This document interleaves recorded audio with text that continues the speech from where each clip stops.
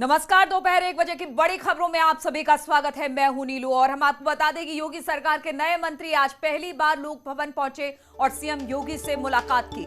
संगीता बलवंत, बिंद, छत्रपाल गंगवार, दिनेश खटीक और जतिन प्रसाद सुबह 11 बजे लोक भवन पहुंचे और सीएम योगी से बातचीत की। नए मंत्रियों में से जतिन प्रसाद विधान भवन में बैठेंगे और बाकी 6 मंत्रियों को बापू भवन में कमरे आवंटित हुए हैं। कल शाम इन मंत्रियों ने शपथ ली थी और इनके विभागों का अभी बंटवारा नहीं हुआ है, लेकिन कहा यह जा रहा है कि जल्द ही इन्हें विभाग भी मिल जाएंगे। लेकिन उससे पहले आज मुख्यमंत्री से मिलने पहुंचे ये तमाम नेता। हम आपको बता दें, पहली बार लोक भवन पहुंचे सीएम योगी से इनकी मुलाकात हुई, जिसमें संगीता बलवंत, बिंद, छत्रपाल गंगवार, दिनेश खटीक, जतिन प्रसाद सुबह 11 बजे लोक भवन पहुंचे, सीएम योगी से बातचीत की। नई मंत्रियों में से जतिन प्रसाद विधान भवन में बैठेंगे, जबकि बाकी 6 मंत्रियों को बापू भवन में कमरे आवंटित कर दिए गए हैं।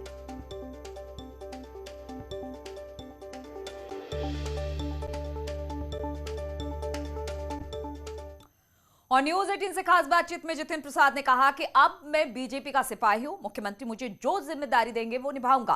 कैबिनेट मंत्री जतिन प्रसाद को कालिदास मार्ग पर स्थित कमरा नंबर 9 में सरकारी आवास आवंटित हुआ है। पहले ये आवास कमला रानी वरुण के पास था। कमला रानी वरुण के निधन के बाद से यह आवास खाली था, लेकिन अब ये जतिन प्रसाद को अलॉट हो गया है।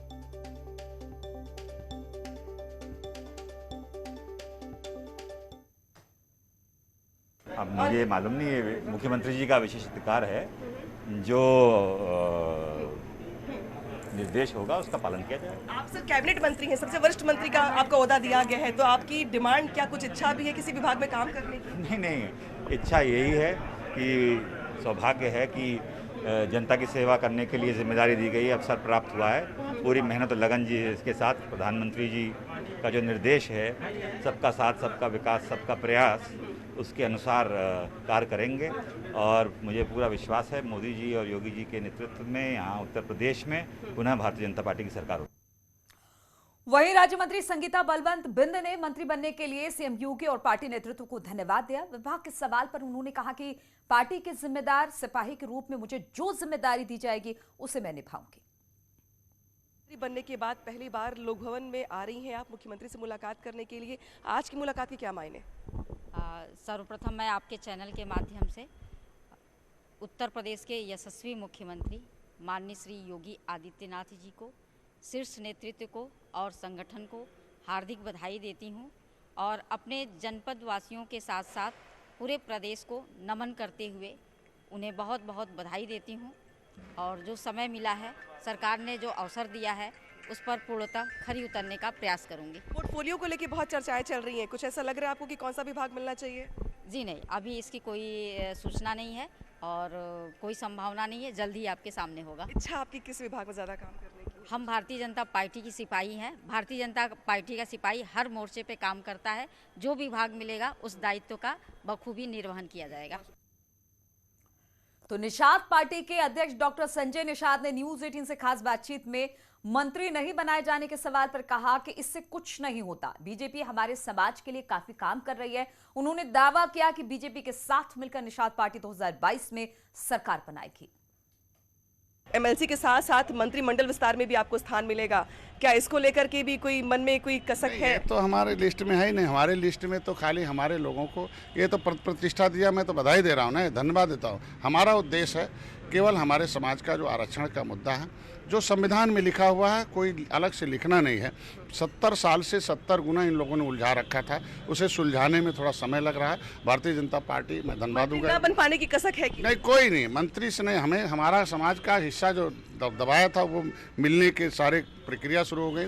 माननीय योगी जी सार्थक प्रयास करके उन्होंने टीम गठित कर दी, उस पर काम हो रहा है। इनके तालघाट नदी छीने गए थे, वापस हो रहा। तो जिसके समाज का रोजी रोटी अगर मेरे आंदोलन से वापस हो रहा तो इससे बड़ी खुशी है, इससे बड़ा काम। टिकट को लेकर क्या कोई बात हुई है? क्योंकि प्रधान जी के साथ आपकी बैठक हुई, कई राउंड बैठक दिल्ली दिल्ली में हुई, कुछ भी तो तय किया होगा आपने, कुछ तो आपके मन में एक रणनीति बनी है कि हम लोग कैसे मिलके एक शक्ति का हो और कितनी सीटें अधिक से अधिक जीता जा सके, उसमें क्या क्या कमियों से दूर। सीटों का फॉर्मूला क्या होगा आपके लिए? निश्चित रूप से फार्मूला ये होगा कि हमारे समाज के लोग मिलके 2022 का जहां हमें सीट मिलेगी, हमारे लोग सब लोग भाजपा और सब लोग मिलके निषाद पार्टी का भोजन बटन दबाएंगे। हमारे लोग पूरे प्रदेश भर में भारतीय जनता पार्टी का बटन दबा के उसकी सरकार 2022 में बनाएंगे।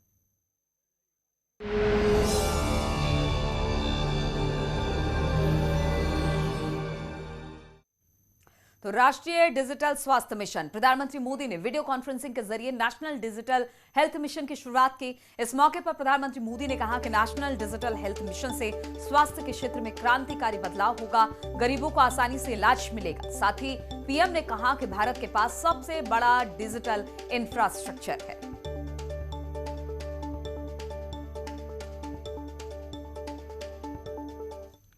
देश की स्वास्थ्य सुविधाओं को मजबूत करने का जो अभियान चल रहा है, वो आज से एक नए चरण में प्रवेश कर रहा है। और ये सामान्य चरण नहीं है, ये असामान्य चरण है। आज एक ऐसे मिशन की शुरुआत हो रही है जिसमें भारत की स्वास्थ्य सुविधाओं में क्रांतिकारी परिवर्तन लाने की बहुत बड़ी ताकत है। साथियों, आयुष्मान भारत डिजिटल मिशन अब पूरे देश के अस्पतालों के डिजिटल हेल्थ सॉल्यूशंस को एक दूसरे से कनेक्ट करेगा। इसके तहत देशवासियों को अब एक डिजिटल हेल्थ आईडी मिलेगी। हर नागरिक का हेल्थ रिकॉर्ड डिजिटली सुरक्षित रहेगा। डिजिटल हेल्थ आईडी के माध्यम से मरीज खुद भी और डॉक्टर भी पुराने रिकॉर्ड को जरूरत पड़ने पर चेक कर सकता है। और संभाल में एआईएमआईएम ने धर्मांतरण में पकड़े गए मौलाना कलीम सिद्दीकी का समर्थन किया। पार्टी नेताओं ने राष्ट्रपति के नाम डीएम को एक ज्ञापन भी सौंपा, जिसमें मौलाना कलीम की गिरफ्तारी को लेकर इसे गलत बताया गया। इनका कहना है कि संविधान के अनुसार सभी को अपने धर्म के प्रचार की अनुमति है और वो धर्म प्रचार कर रहे हैं, लेकिन धर्मांतरण के आरोप में उन्हें फंसाया गया। पार्टी ने कलीम सिद्दीकी को जल्द से जल्द रिहा करने की मांग की है। जल्द से जल्द उनकी रिहाई की जाए, क्योंकि हिंदुस्तान के अंदर किसी भी मौलाना या धार्मिक गुरु या किसी भी धर्म के, चाहे वो पंडित जी हों या किसी भी ईसाइयों में जो उनके धर्म गुरु होते हैं, सबको हिंदुस्तान के संविधान में ये आज़ादी है कि वो अपने धर्म का प्रचार प्रसार कर सकते हैं। अब धर्म के नाम पर, प्रचार प्रसार करने के नाम पर उन्हें गिरफ्तार किया गया है। तो हम यही जिलाधिकारी के माध्यम से अपनी बात महामहिम राष्ट्रपति द्वारा पहुँचाना चाहते हैं कि ये गलत है, उनकी रिहाई जल्द से जल्द की जाए। अगर रिहाई जल्दी नहीं हुई तो फिर हम एक आंदोलन करेंगे। और शाहजहांपुर में पुलिस ने 2 ऐसे शातिर लुटेरों को गिरफ्तार किया जो गर्लफ्रेंड की डिमांड पूरी करने के लिए लूटपाट किया करते थे। पुलिस ने इनके पास से 4 लाख की कीमत के 29 मोबाइल बरामद किए हैं। बताया जा रहा है कि ये लुटेरे मोबाइल को लूटकर ग्रामीण इलाकों में भोले भाले किसानों को बेचा करते थे और फिर उन पैसों से अपनी गर्लफ्रेंड की डिमांड को पूरी किया करते थे।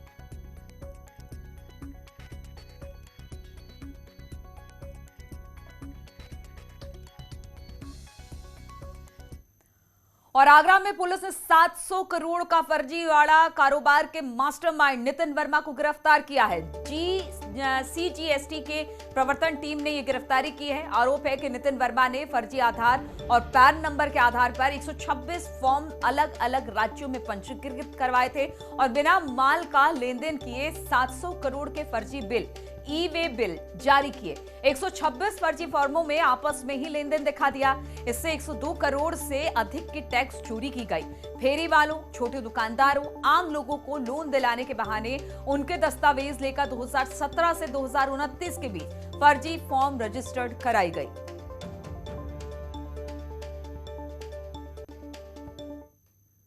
कि ये शख्स जो है काम करने वाले हैं, फेरी करने वाले हैं, इस तरीके से जो डेली कमाते हैं और खाते हैं, उनके आधार और पैन कार्ड लोन या फाइनेंस कराने के बहाने उनसे लेकर के उनके नाम पर जीएसटी की फर्जी फर्म जो है बनाना उनके रिकॉर्ड पर, और वो रजिस्ट्रेशन उसका करवाया। फिर बिना किसी माल की सप्लाई के सिर्फ पेपर पे जो है बिल, ई-वे बिल के साथ में वो इनवॉइस जो है जनरेट करता था, जिससे राजस्व की हानि बहुत होती थी। और रुकेंगे यहाँ पर छोटे से ब्रेक के लिए, फौरन लौटते हैं।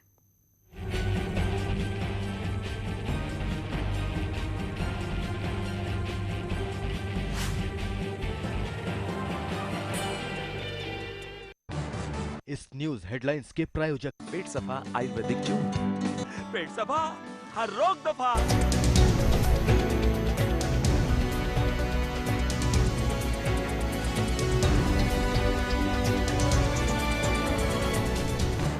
इस न्यूज हेडलाइंस के प्रायोजक पेट सफा आयुर्वेदिक जूस। पेट सफा, हर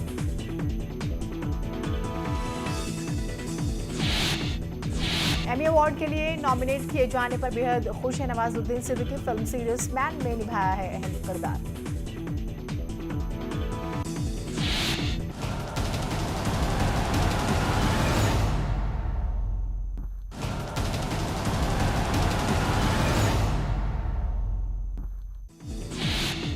विधानसभा चुनाव से पहले योगी सरकार की कैबिनेट का विस्तार, 7 नेताओं ने ली मंत्री पद की शपथ। कैबिनेट विस्तार से जातीय समीकरण साधने की कोशिश, 1 सवर्ण, 3 ओबीसी और 3 दलित चेहरे शामिल। पूर्व केंद्रीय मंत्री जितिन प्रसाद को योगी सरकार में बनाए गए कैबिनेट मंत्री, लखनऊ में ली मंत्री पद की शपथ। बरेली के बेहड़ी सीट से विधायक छत्रपाल सिंह गंगवार ने भी शपथ ग्रहण की। यूपी के बलरामपुर से विधायक पलटू राम ने भी इस मौके पर शपथ ली। गाजीपुर की सदर विधानसभा सीट से बीजेपी विधायक संगीता बलवंत बिंद ने भी शपथ लेने के बाद कहा, जो भी काम मिलेगा उसे पूरा करने की कोशिश करेंगे। सोनभद्र जिले की ओबरा सीट से बीजेपी के विधायक संजीव कुमार ने भी मंत्रिमंडल में मंत्री पद की शपथ ली। दिनेश खटीक भी मंत्री बने, उन्होंने भी शपथ ली। धर्मवीर प्रजापति विधान परिषद के सदस्य हैं। यूपी में योगी मंत्रिमंडल के विस्तार के मौके पर उन्होंने भी शपथ ली। मंत्रिमंडल विस्तार पर अखिलेश यादव का तंज, कहा, बिना बजट के विस्तार का क्या फायदा। कांग्रेस बोली, चुनाव से पहले बीजेपी का तमाशा शुरू हो गया है। गन्ना किसानों के लिए योगी सरकार का मास्टर स्ट्रोक, कीमतों में 25 रुपए का इजाफा, 325 के बदले 350 और 315 की जगह 340 रुपए देगी सरकार। किसानों को यूपी सरकार का बड़ा तोहफा, यूपी में किसानों को सम्मान निधि, किसानों को दिए गए सोलर पैनल। सीएम योगी ने कहा, अर्जुन सहायक परियोजना बनकर तैयार, जल्द ही पीएम मोदी करेंगे लोकार्पण। पिछली सरकारों पर लगाया सिर्फ भाषणबाजी का आरोप। सीएम योगी ने कहा, बीजेपी सरकार में किसानों ने नहीं की आत्महत्या। 2014 के बाद से किसी की भी भूख से नहीं गई जान। देश में 80 करोड़ लोगों को मुफ्त राशन। विपक्ष पर सीएम योगी का निशाना, 2014 से 17 तक किसान परेशान थे। काम के लिए नियत और नीति साफ होनी चाहिए। सीएम योगी ने कहा, सबसे पहले किसानों के लिए लिया फैसला, सरकार बन गई, किसानों का कर्ज माफ, सरकार अन्नदाता के चेहरे पर खुशहाली लाई। नरेंद्र गिरी सुसाइड केस में आज सीबीआई ने मठ में 7 घंटे तक की पड़ताल, क्राइम सीन के रिक्रिएशन के साथ ही लोगों से की पूछताछ। अयोध्या में होगी दुनिया की सबसे बड़ी रामलीला, राजा मुराद बोले, मंच पर गलती की गुंजाइश ही नहीं। आगामी चुनाव को लेकर टिहरी में बीजेपी कोर ग्रुप की मीटिंग, राष्ट्रीय महामंत्री बीएल संतोष, प्रदेश अध्यक्ष समेत कई मंत्री और विधायक शामिल। देहरादून में बीजेपी महिला मोर्चा की 2 दिवसीय राष्ट्रीय कार्य समिति की बैठक, केंद्र सरकार के कामों की जमकर तारीफ। पोस्टर विवाद पर न्यूज 18 के कार्यक्रम में बोले कांग्रेस प्रदेश अध्यक्ष गणेश गोदियाल, कहा, मैंने नहीं की भगवान से अपनी तुलना। देहरादून में एक बार फिर से शुरू हुआ चिपको आंदोलन, सहस्त्रधारा के पास काटे जाने हैं 2200 पेड़, सामाजिक संगठनों ने पेड़ों को बांधा रक्षा सूत्र। पंजाब में भी हुआ कैबिनेट विस्तार, 15 मंत्रियों ने ली शपथ, कई नए मंत्रियों को भी किया गया शामिल। दिल्ली दौरे पर आए सीएम नीतीश बोले, जातीय जनगणना समय की मांग, बुलाएंगे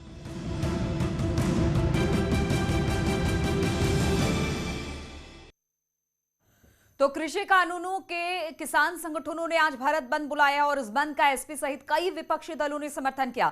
उत्तर प्रदेश में भी कई जगहों पर इस वक्त किसान धरने पर बैठे हैं, जिसमें कई जगहों पर जाम की स्थिति हो गई है। दिल्ली एनसीआर में भी कई जगहों पर जाम देखा जा रहा है। डीएनडी पर लंबा जाम लग चुका है। वहीं दिल्ली गुरुग्राम बॉर्डर पर भी लंबा जाम लगा हुआ है। तस्वीरें भी हम आपको दिखाएंगे कि किस तरह से किसानों के इस आंदोलन के बाद लोगों को भारी परेशानी हो रही है। किसानों का भारत बंद है, इसको लेकर जो दिल्ली से जुड़ती जितनी भी बॉर्डर है वो सभी इस वक्त जाम है। डीएनडी पर भी जाम लगा हुआ है। वहीं दिल्ली गुरुग्राम बॉर्डर पर भी इस वक्त जाम की स्थिति है।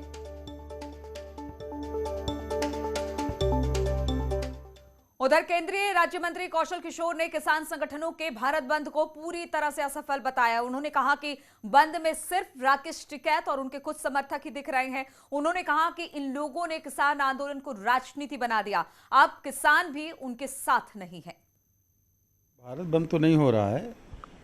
राकेश टिकैत जी ने आह्वान जरूर किया है, लेकिन किसान इसके लिए तैयार नहीं है। और जो राकेश टिकैत जी के कुछ समर्थित किसान हैं वही केवल जो है भारत बंद में शामिल हैं। बाकी जो विपक्ष है वो भी इसमें कूदा है, लेकिन उसका भी कोई असर नहीं पड़ रहा। तो मैं देख रहा हूँ कि पूरे देश में भारत बंद का कोई असर नहीं है। ना उनके साथ व्यापारी खड़ा है, ना कर्मचारी खड़ा है, ना काम करने वाला मजदूर खड़ा है। यहाँ तक कि किसान भी बड़े पैमाने पे उनके इस आंदोलन से अपना किनारा काट लिया है।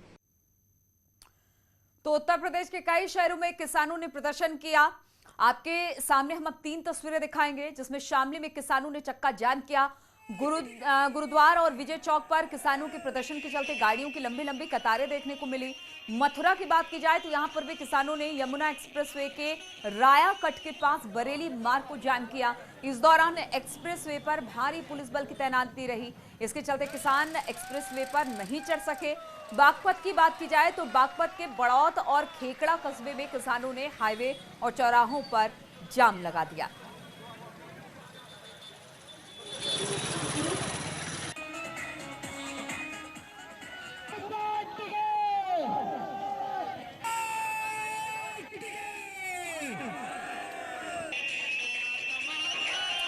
तो मथुरा में बरेली हाईवे पर जाम आप देख पा रहे हैं। बागपत में भी इसी तरह, शामली में भी कुछ इसी तरह की तस्वीरें सामने आई, जहां पर सड़कों पर किसान बैठे दिखाई दिए और इसको लेकर जाम लगा। हालांकि अगर एक्सप्रेसवे की बात की जाए तो वहां पर पुलिस भारी तादाद में मौजूद थी, इसलिए किसानों को एक्सप्रेसवे पर चढ़ने नहीं दिया गया। लेकिन बहुत सारे ऐसे मार्ग रहे जहां पर धरने पर किसान बैठे रहे और लोगों को भारी परेशानियों का सामना करना पड़ा। और अमेरिकी दिग्गज e commerce company Amazon RSS के मुखपत्र पंचजन्य के निशाने पर आ गई है। पत्रिका ने 3 अक्टूबर के नए अंक में अपने कवर पेज पर अमेज़न के संस्थापक और चेयरमैन जेफ बेजोस की तस्वीर छापी और पूछा कि आखिर उनकी कंपनी ऐसा क्या गलत करती है कि उसे घूस देने की जरूरत पड़ती है। पत्रिका ने पूछा कि क्यों इस बड़ी कंपनी को देसी उद्योग, आर्थिक स्वतंत्रता और संस्कृति के लिए खतरा मानते हैं लोग। कवर पेज पर अमेज़न को ईस्ट इंडिया कंपनी 2.0 के तौर पर भी दिखाया गया है।